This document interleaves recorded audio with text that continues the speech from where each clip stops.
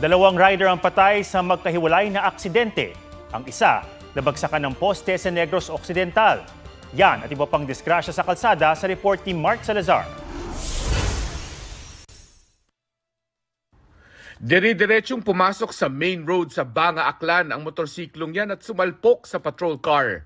Sumemplang ang motorsiklo, dead on arrival sa ospital ang rider. Nagkaareglo na ang tauhan ng PNP na nagmamaneho sa patrol car at ang kaanak ng biktima.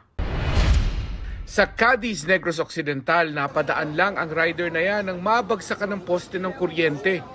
Dead on arrival siya sa ospital.